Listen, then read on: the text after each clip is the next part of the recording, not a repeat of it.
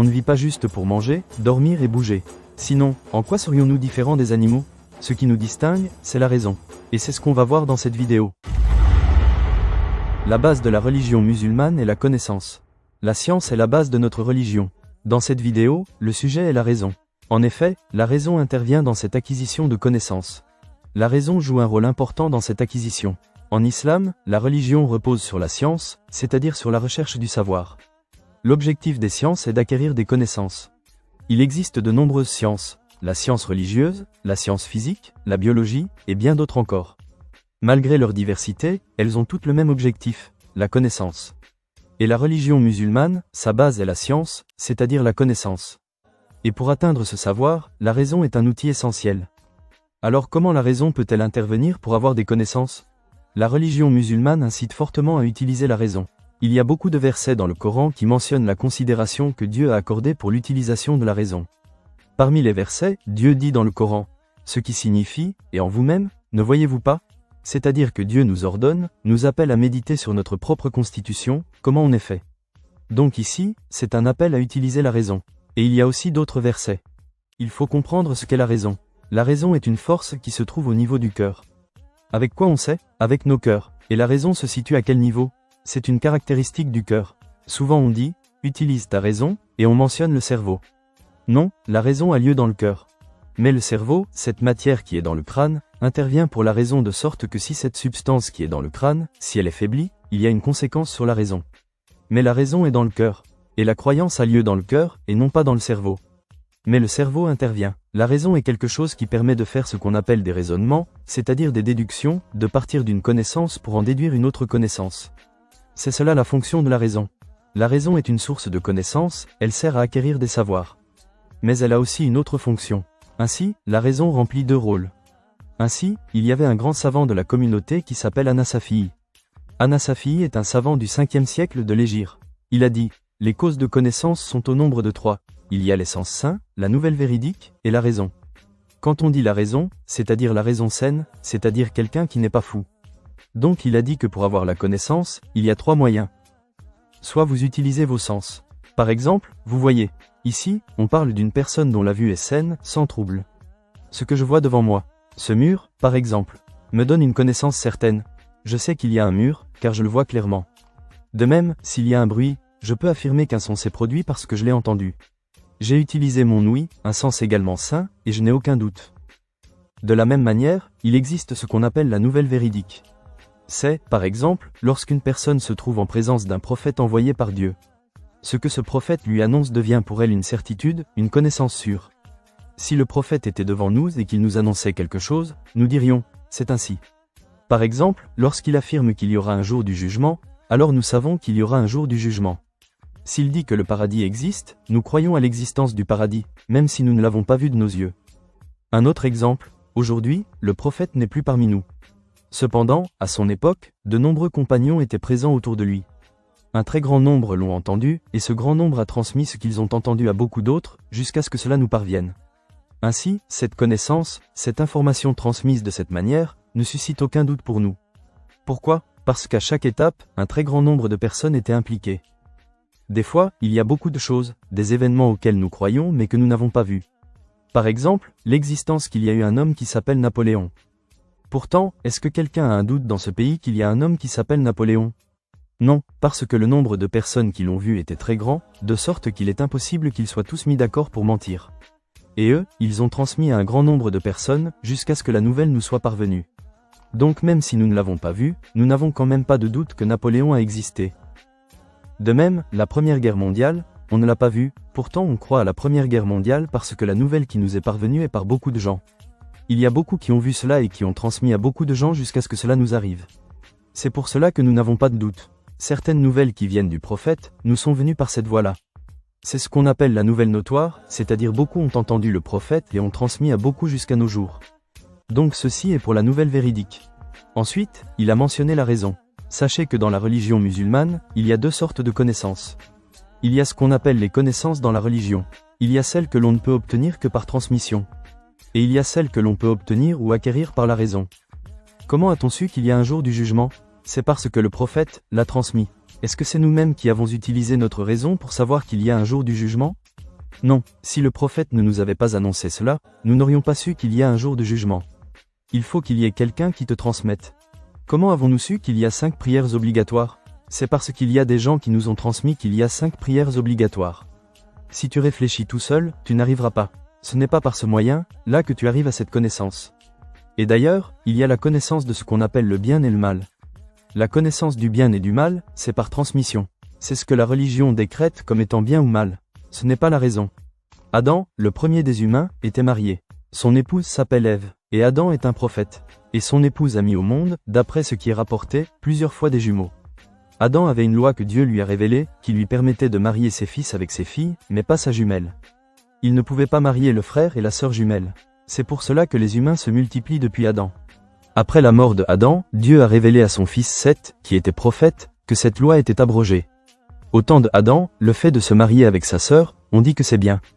Nous descendons tous de Adam, des couples qui étaient formés des enfants de Adam. C'est une bonne chose.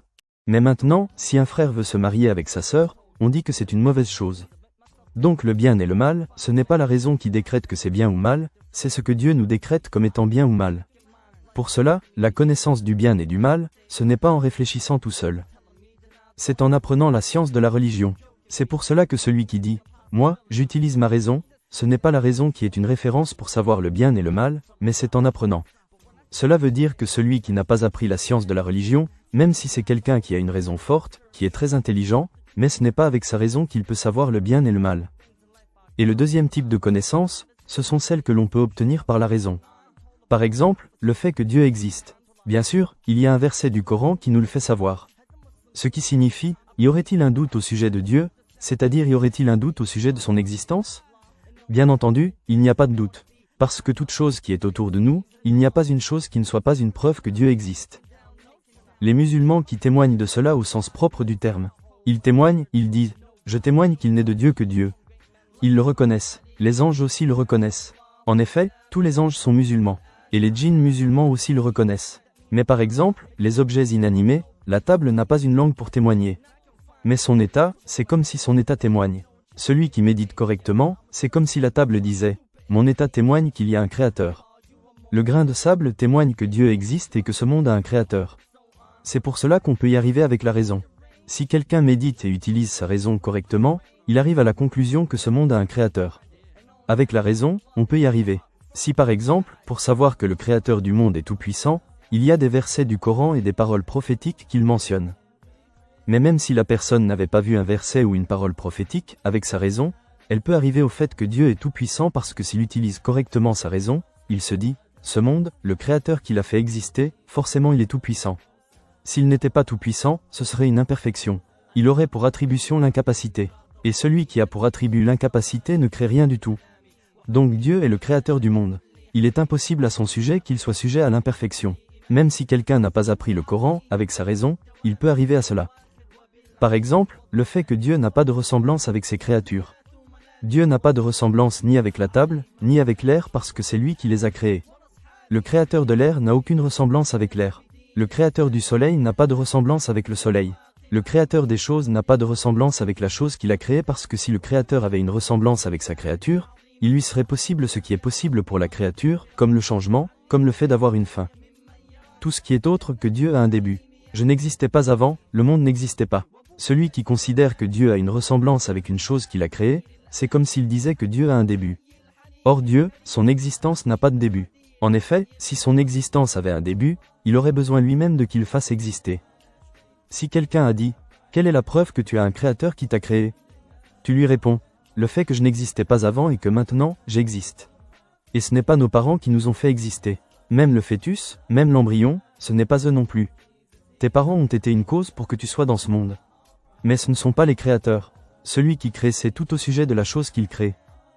Par exemple, lorsque je parle de moi, ce n'est pas moi qui crée ma parole.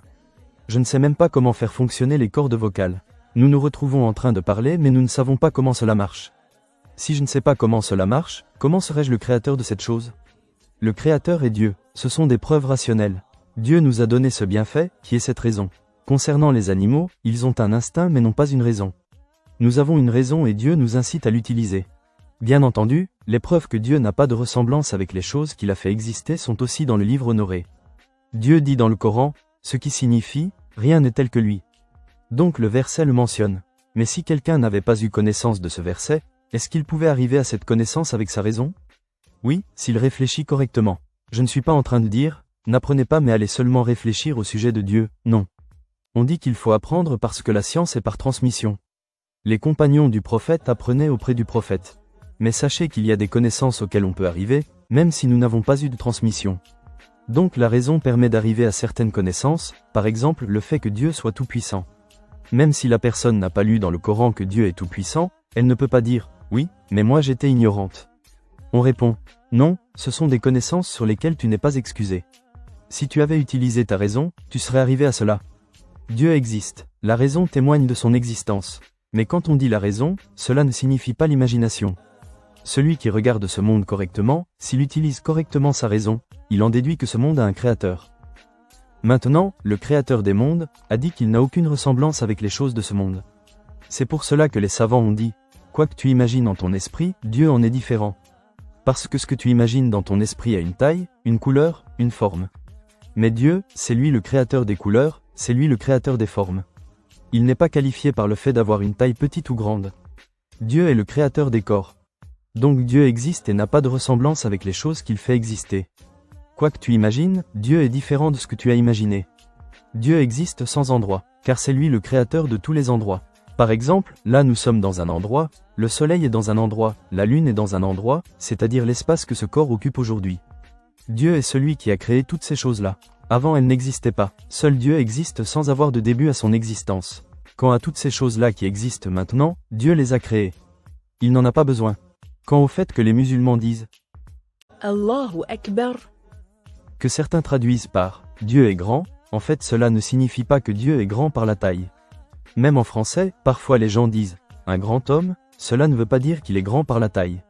Mais cela signifie quelqu'un qui a une certaine valeur, une certaine considération. Cette parole en arabe ne signifie pas que Dieu est grand par la taille, mais signifie que Dieu est plus puissant que tous ceux qui sont puissants. Et Dieu sait plus que tout autre. C'est cela la signification de cette parole. Et lorsque les musulmans lèvent les mains vers le ciel quand ils font des invocations, ce n'est pas parce que Dieu se trouverait dans un endroit vers le haut, mais c'est parce que le ciel est la direction pour les invocations. Tout comme le musulman se prosterne vers la Kaaba dans la prière. Cela ne signifie pas que Dieu, le créateur des mondes, serait dans la Kaaba. De même, lorsque nous levons les mains vers le ciel, c'est une direction pour les invocations, c'est parce que c'est du ciel que descendent les miséricordes. C'est le lieu où habitent les anges. Celui qui invoque, après avoir invoqué, porte ses mains sur son visage, c'est-à-dire il porte les miséricordes sur son corps. Nous avons dit que la raison est une cause de connaissance. Quelqu'un, avec sa raison, peut arriver à connaître des choses dans la religion musulmane.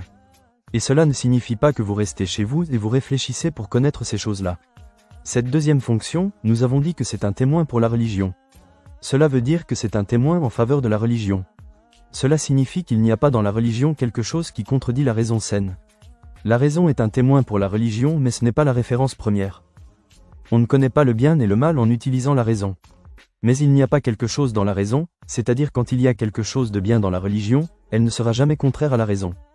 Quand une chose est mauvaise selon la religion, il n'y a pas quelque chose dans la raison qui indique que ce choix-là soit en contradiction avec la raison. Quand on dit que c'est un témoin, cela veut dire qu'il n'y a pas dans la religion ce qui contredit la raison. Il n'y a pas quelque chose qui est incohérent avec le jugement rationnel.